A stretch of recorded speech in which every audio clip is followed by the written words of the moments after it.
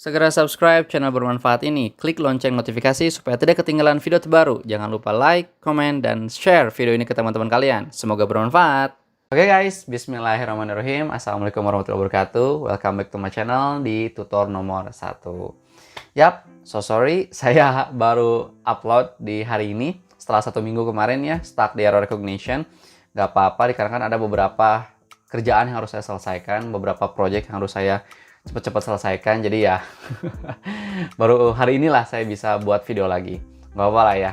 Oke, kali ini saya akan membahas soal reading comprehension di soal SPMB atau WSM PKN STAN tahun 2017. Jadi di soal SPMB atau WSM PKN STAN itu pasti ada soal readingnya. Nah, reading comprehension ini biasanya ada 1-3 teks lah ya. Nah, di sini saya akan mengajarkan kalian bagaimana caranya mengerjakan soal reading itu dengan cepat dan benar gitu ya. Meskipun reading itu kan banyak pasti teksnya gitu ya. Dan kalian pasti ada sedikitnya kebingungan lah dalam mengerjakan teksnya. Nah, tanpa berlama-lama, ayo kita kerjakan soal reading comprehension di SPMB atau WSM PKN STAN tahun 2017 naskah resminya. Oke. Yuk guys, kita kerjakan. Let's go. Oke, soal reading itu bakalan seperti ini ya. Ini adalah contoh soal reading dari PKN STAN, WSM atau SPMB PKN STAN tahun 2017. Nah, kemarin kita sudah mengerjakan soal-soal seperti ini ya, jenis structure. Nih, structure ini adalah soal naskah resmi PKN STAN tahun 2017 ya, untuk diploma 1, 2, dan 1, 3, dan 4, sorry. Structure kita sudah kerjakan, error recognition juga kita sudah kerjakan. Nah, sekarang kita ke sini, ke reading. Gitu kan. Nah, di reading comprehension ini biasanya ada 2-3 teks ya. Cuman overall 3 teks sih, 3 teks. 3 teks di soal 2017 sampai 2018 tuh masih 3 teks. 2019, 20 itu udah mulai mengkerucut jadi cuman 1 atau 2 teks. Nah, yang jadi permasalahan adalah soalnya itu readingnya seperti ini. Lihat nih, susah kan? Tapi nggak usah khawatir. Cara mengerjakannya adalah di sebelah sini. Silakan kalian pause video ini, terus silakan baca 5 menitan. Kira-kira apa ide yang kalian dapatkan setelah baca teks ini? Cara saya menjawab soal reading seperti ini adalah, saya baca cepat, skimming, dari sini sampai sini. Baca cepat aja, nggak usah kita baca lama-lama, nggak usah kita benar-benar membaca secara deep, pengen paham 100% gitu. Itu akan menghabiskan waktu, sangat-sangat menghabiskan waktu. Kenapa saya menyarankan kalian untuk skimming 5 menit? Karena ketika kalian membaca soalnya, ini kan, ada soal nih, why was Mr. Dylan giving a speech at Grammy Gala? Kalian pasti ke atas lagi kan? Betul nggak? Kalian pasti langsung lari ke atas lagi kan? Yang mana ya yang sesuai dengan isi dari A, B, C, D ini gitu? Yang mana yang sesuai? Pasti kan balik lagi ke atas kan? Nah, untuk menghindari itu gitu kan, kita baca 5 menit aja. Dari sini sampai sini. Gitu kan? Try to skim. Skim aja. Yang penting kita bisa dapat 30% atau 50% ide dari teks tersebut gitu. Nggak usah paham semuanya, karena yang ditanyakan di teks juga kadang-kadang nggak menyangkut semuanya juga gitu kan. Coba 5 menit aja, ini kira-kira teksnya tentang apa. Silakan pause video ini terus baca, silakan ya, sampai paham. 5 menit aja, pause ya. Kalau sudah di pause, saya langsung melakukan pembahasan soal, karena teks ini sudah saya baca. Karena teksnya sudah saya baca. Oke, kita lanjut ke nomor 161. Nah, sebelah sini, udah dibacakan ya. Why was Mr. Dylan giving speech at Grammy Gala? Kenapa Mr. Dylan ini memberikan pidato gitu di acara gala itu? Kenapa? Karena A, he won the Grammy. B, he was accepting the award from the Musicares. C, he did a lot of charities. D, former student Jimmy Carter was asked to give a speech. Kira-kira yang mana isinya? Nomor 161 itu, jawaban yang paling tepat itu adalah yang ini nih. Di sini ada nih, Mr. Dylan was accepting the Person of the Year award from Musicares. Gitu ya. Alasan dia memberikan speech dikarenakan dia mendapatkan reward. Oke, mendapatkan reward. Jadi isinya adalah nomor 161 isinya adalah yang B ya. He was accepting an award from Musicares. Itulah mengapa Mr. Dylan memberikan pidato di acara gala itu. Oke, sip. Nomor 162. It can be inferred from the passage that Nah, nomor 162 ini, kalian paham nggak makna dari pertanyaannya? Jangan sampai kita nggak ngerti sama pertanyaannya. Kalau kita nggak ngerti sama pertanyaannya, ya gimana mau jawab soal? Gimana kita mau jawab soal kalau kita sama pertanyaannya nggak ngerti gitu? Nah, kita harus paham. It can be inferred. Ini adalah soal inference. Kalau di TOEFL ini namanya soal inference, yang mana kita diminta untuk mencari konklusi atau kesimpulan. It's like conclude. Inferred is like conclude. Oke? Saya tuliskan ya. Ingat guys nih. Inferred itu ya sama dengan conclude. Ya, conclude alias menyimpulkan.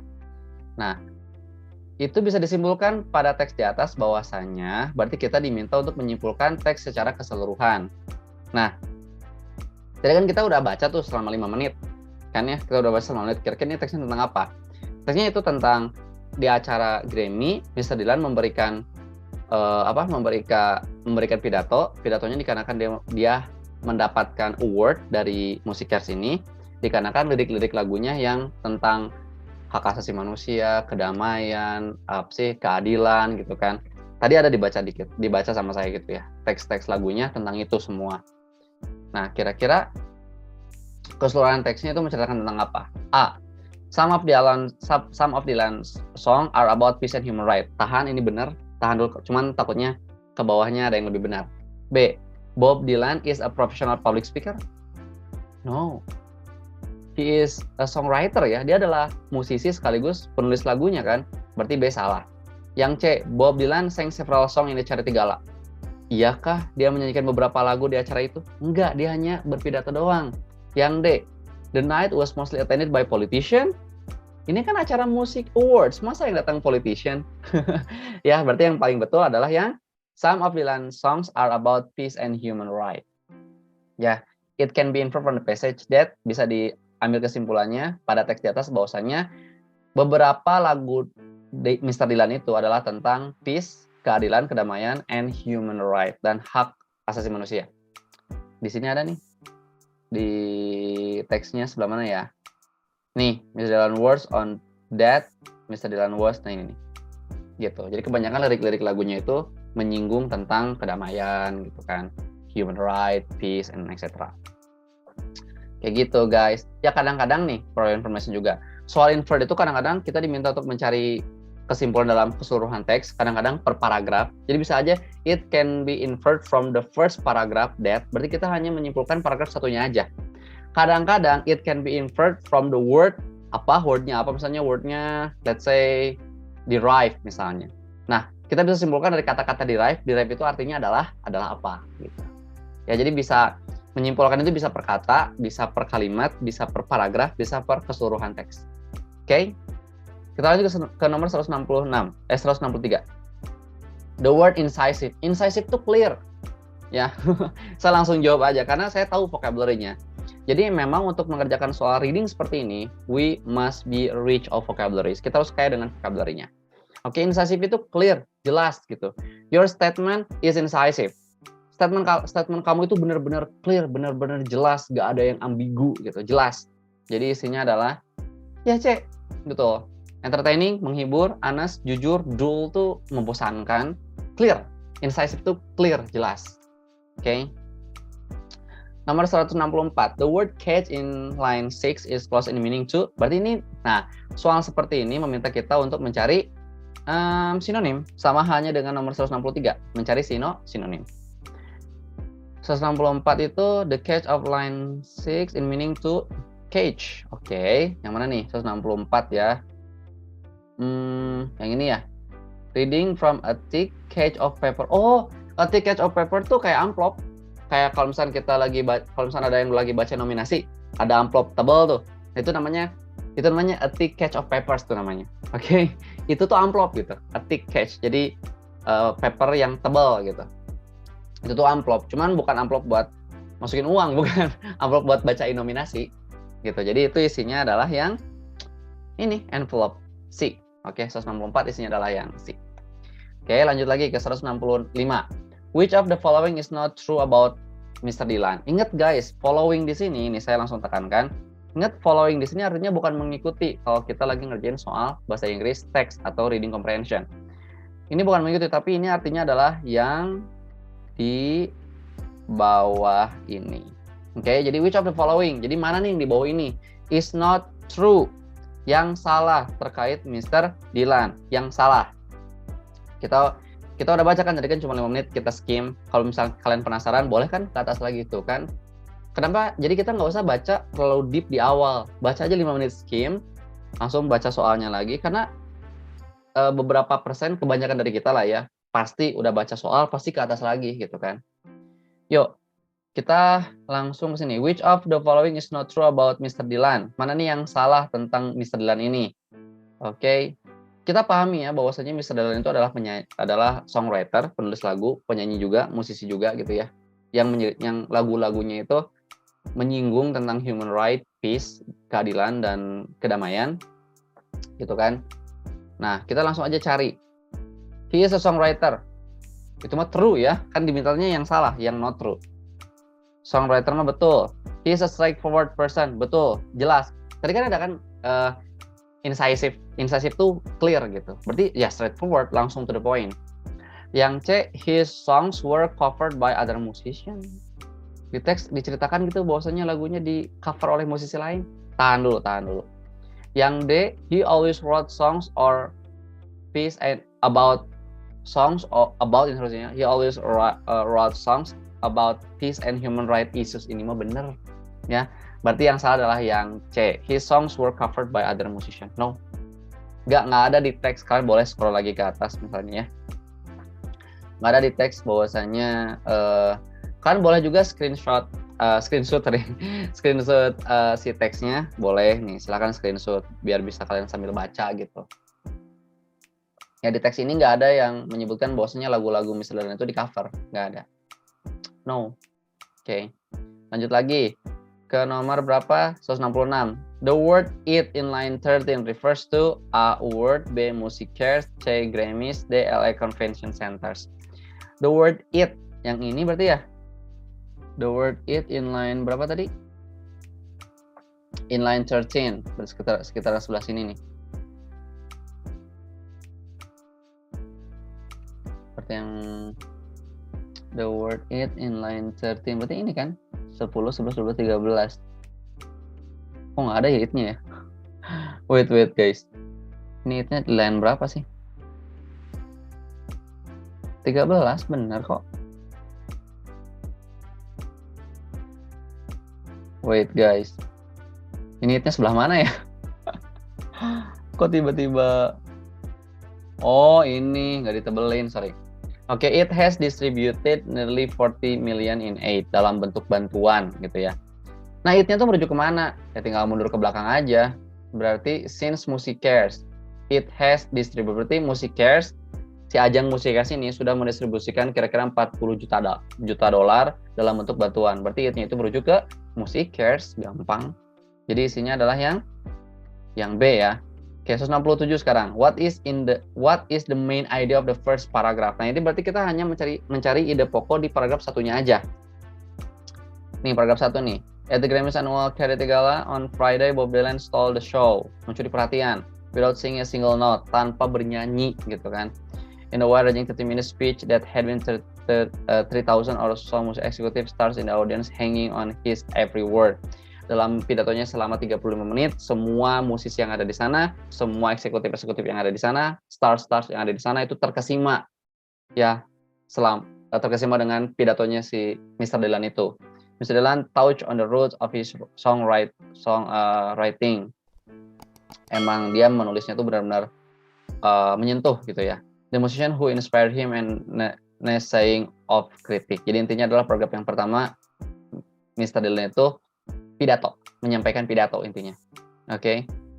Berarti 167 main idenya adalah yang A lah, jelas banget, Bob Dylan's great speech.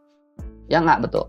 Yang B music conference enggak. Yang C Bob Dylan won the Grammy itu di paragraf 3. Yang D the song of Bob Dylan enggak menceritakan tentang lagunya dari Mr. Dylan, enggak. Jadi isinya adalah yang A. Udah guys. Ya, jadi ingat guys, skim dulu, skim teks ini selama 5 menit. Skim, caranya tuh skim dulu, skim teks ini selama 5 menit. Langsung kita mulai baca. Dan ingat, pahami pertanyaannya, questionsnya pahami. Jangan sampai kita nggak ngerti sama questionsnya. Ingat, kalau kita nggak ngerti sama pertanyaan, kita nggak akan bisa jawab. Oke. Ya, kita lanjut ke teks yang kedua. Wow, teks yang kedua tentang Nikola Tesla. Ya, tentang Nikola Tesla. Tahu lah teman-teman juga di sini pasti banyak yang tahu tentang Nikola Tesla. Silakan pause atau screenshot teksnya, atau pause dulu, silakan baca selama 5 atau 10 menit, silakan lah, terserah. Karena ini masih latihan soal kan. Tapi sebisa mungkin cuma 5 menit aja. Skim. Baca cepat aja langsung. Baca cepat. Oke, kalau sudah, dan kita langsung ke pembahasannya karena saya sudah baca teksnya. Oke, jadi teks ini membicarakan tentang rivalitas antara Nikola Tesla dan Alva Edison. Oke, yang mana mereka tuh menciptakan AC and DC. AC itu adalah alternating current, gitu kan. Yang DC itu berarti DC itu apa namanya? Direct current, gitu ya. DC itu miliknya Alva Edison, AC itu alternating current itu miliknya Tesla. Itu berlomba-lomba mana nih yang AC DC itu adalah suatu sistem, kalau saya correct me if I'm wrong, jadi itu adalah suatu sistem di mana nih yang bisa menjalankan listrik secara efektif gitu, nggak hambur-hambur biaya, nggak hambur-hambur daya, dan safe dan aman gitu penggunaan listriknya. Mana yang lebih aman lah intinya. Oke, ini mereka wah hebat sampai akhirnya George Westinghouse itu adalah akhir dari ceritanya. George Westinghouse itu adalah inventor, entrepreneur, dan engineer ya, yang mana dia itu fulfill Tesla dream ya, merealisasikan impian Tesla dengan cara membangun power plant Niagara. Power plant ya apa sih, tenaga lah ya, sumber tenaga listrik di Niagara Falls to power New York City, untuk memberikan listrik ke seluruh kota di New York, dan membangun upon its principle, dan membangunnya dengan cara prinsipnya itu sendiri. Its-nya itu berarti ke AC ya, AC principles, alternating current principles. AC one out, ini kan ada AC one out, berarti antara DC sama AC, AC lah yang apa sih, in the end AC one out, yang setidaknya apa dipertimbangkan gitu. Wait,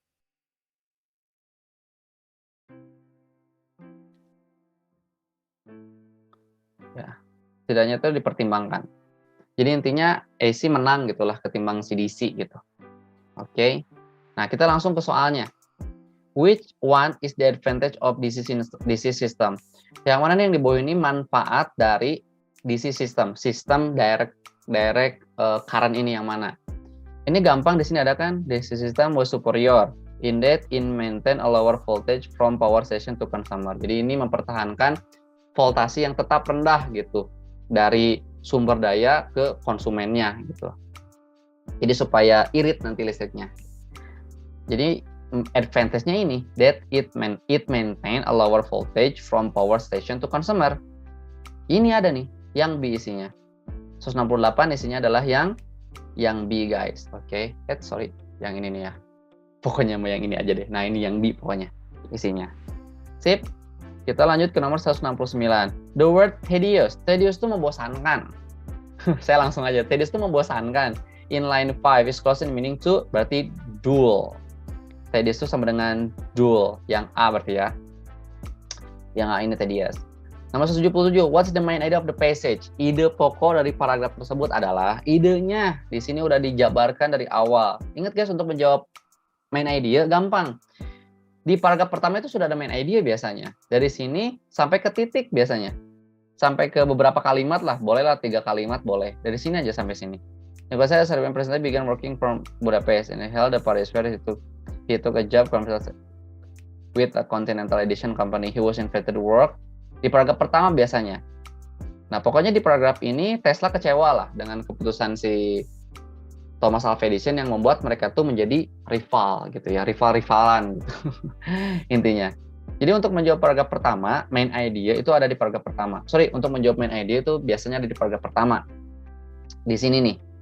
Kita bisa pahami paragraf pertama itu biasanya adalah main idea-nya. Karena main idea itu modal awal si penulis. Tanpa main idea, si penulis tuh nggak akan bisa menjabarkan lebih dalam. Nggak akan bisa menulis lebih jauh gitu.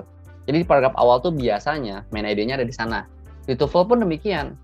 Triknya seperti itu gitu. Oke, jadi intinya ini adalah rivalitas ya antara Nikola Tesla dan Alva Edison. Jadi nomor 170 isinya adalah the rivalry. Ini tuh ini kurang L ya, rivalry harusnya. Rivalry between Tesla and Edison. Isinya adalah yang C, nomor 170. Oke. Ke-71, what can be inferred from the passage? Nah, kita diminta untuk mencari kesimpulan lagi nih. What can be inferred from the passage? Apa yang bisa kita simpulkan dari passage di atas? Oke. Kita udah baca 5 menit. Oke. Kita langsung simpulkan. George Westinghouse and Nikola Tesla were best friend. Nggak dijelasin ya bahwasanya mereka tuh sahabatan ya. Yang B, George Westinghouse has invented the generator that we use today. Itu dijelasin. Sebelah sini nih. And built upon its principle the same of system local power grid we use today. Local power grid itu adalah generator.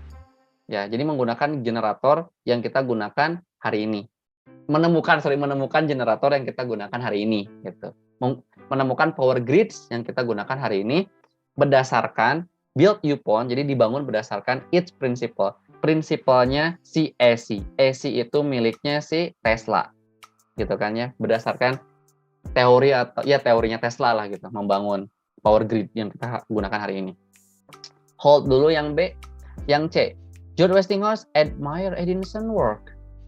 Nggak dijelasin bahwasanya George Westinghouse ini mengagumi karyanya Alva Edison, nggak dijelasin. Yang D, George Westinghouse rarely agreed with Alva Edison. Edison.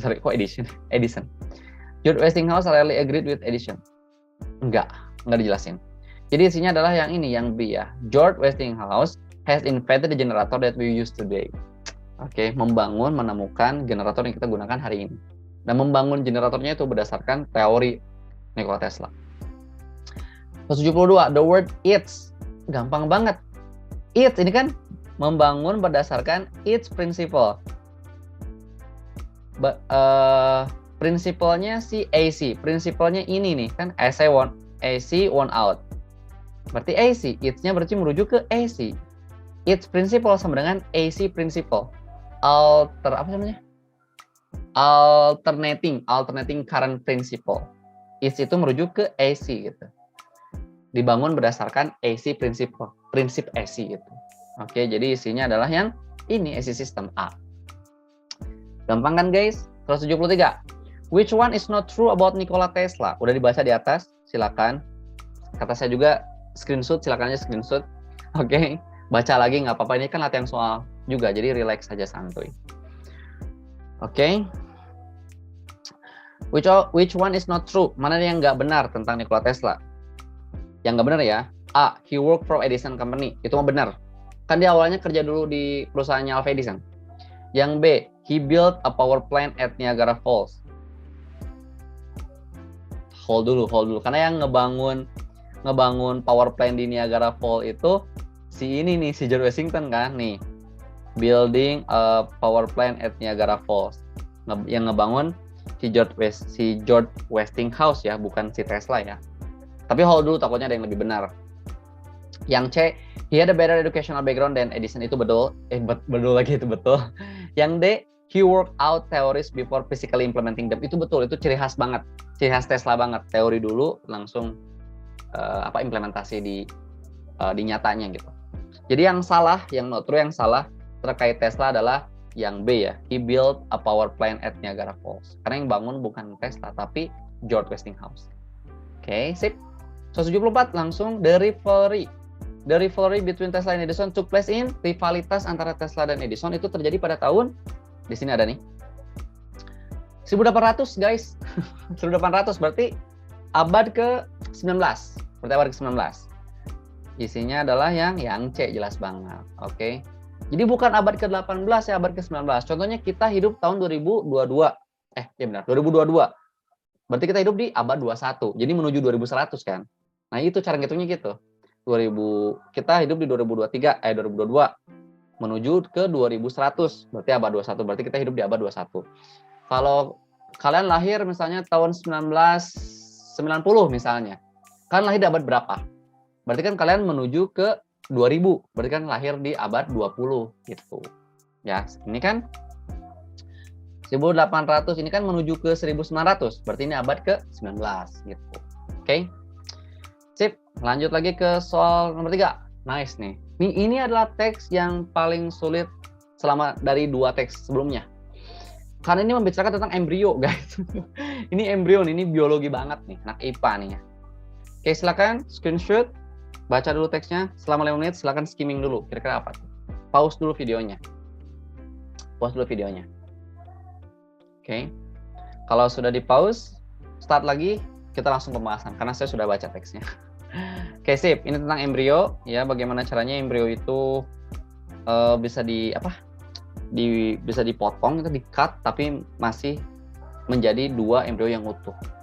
Dan di sini juga dibicarakan zat-zat yang membuat embrio itu tetap aktif. Zat-zat penting terkait embrio juga ada di sini dijelasin gitu ya. Dan ini adalah tentang perdebatan biologis atau ahli biologi terkait embrio itu gitu. Perdebatan yang masih belum menemukan jawabannya. Gitu. Sip. Langsung ke 175.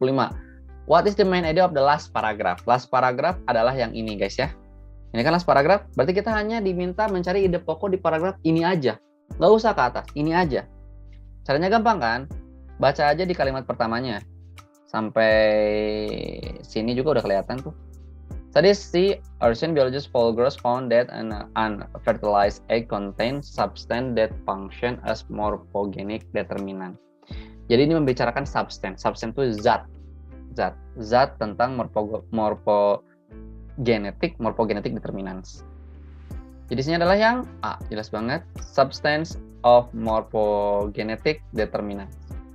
Membicarakan tentang zat-zat morphogenetic determinant itu. Oke. 176. Which of the following is not true? Ya, yang tidak benar, yang salah berarti ya. Terkait deskripsi dari morphogenic determinants. Di sini ada nih, morphogenic determinant. Morphogenic determinant adalah they are located in the cytoplasma. Mereka terletak di sitoplasma. Berarti ini benar ya. It is located in cytoplasma, benar. Cari lagi. In the cell protoplasm that lies outside of the nucleus in the unfertilized egg. The substance are inactive. Zatnya itu tidak aktif, ya. Oh my god, sedangkan di sini it always active. Nah, berarti ini yang salah. Berarti ini yang salah nih. It is always active. Kan zatnya nggak aktif di teksnya. Kita kan cari yang salah. Sedangkan ini kan it is always active. Berarti yang B yang salah. Oke, udah. Pasti ini yang salah udah. Isinya adalah yang B. 177. The word resolution in line 12 is close in meaning to. Resolution berarti yang ini ya. Resolution yang ini nih. Resolutions. Recent discoveries biology, however, have opened up prospect for a resolution of the debate. Resolution itu jawaban, guys. Answer. Resolution tuh. Kan pernah dengar kata-kata resolusi tahun 2022. Berarti kalian mencari jawaban-jawaban supaya goals kalian tuh talk chair gitu. Supaya goals kalian tuh terwujud gitu. Resolusi 2022 pengen ini misalnya. Berarti kalian mencari jawaban supaya goals kalian tuh terwujud di tahun 2022 gitu. Resolution jawaban, isinya adalah answer nih yang D. Gampang kan? 178.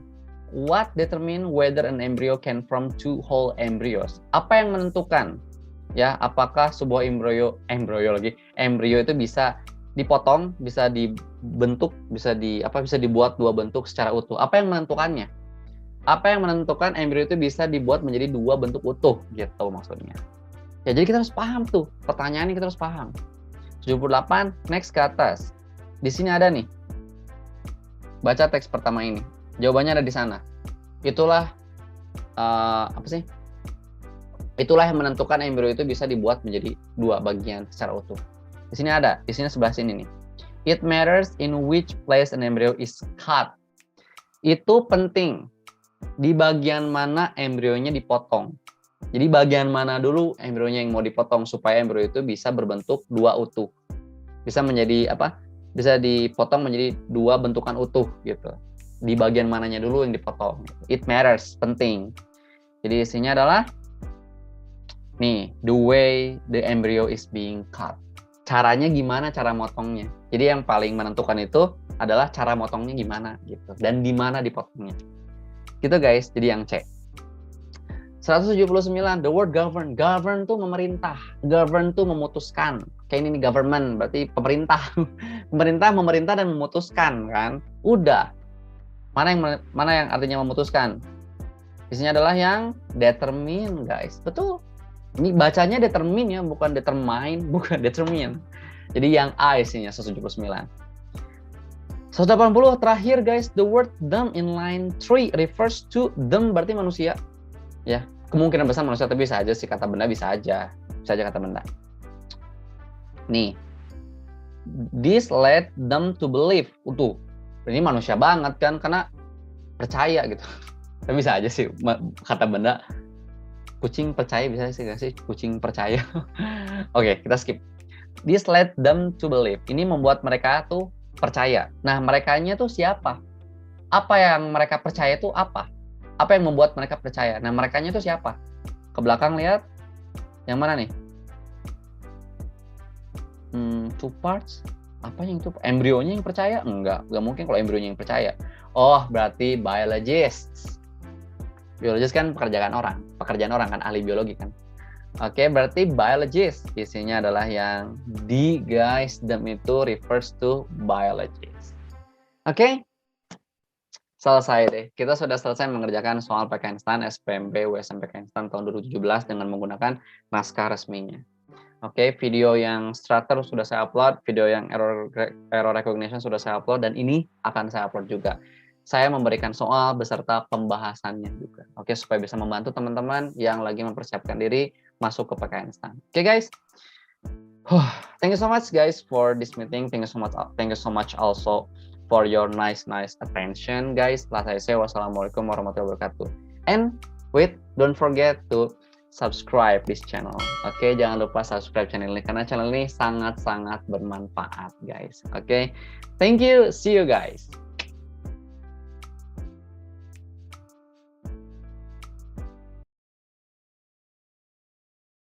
Terima kasih telah menonton video ini. Jangan lupa subscribe channel ini sebagai bentuk dukungan kalian agar channel ini terus memberikan konten yang bermanfaat. Terima kasih.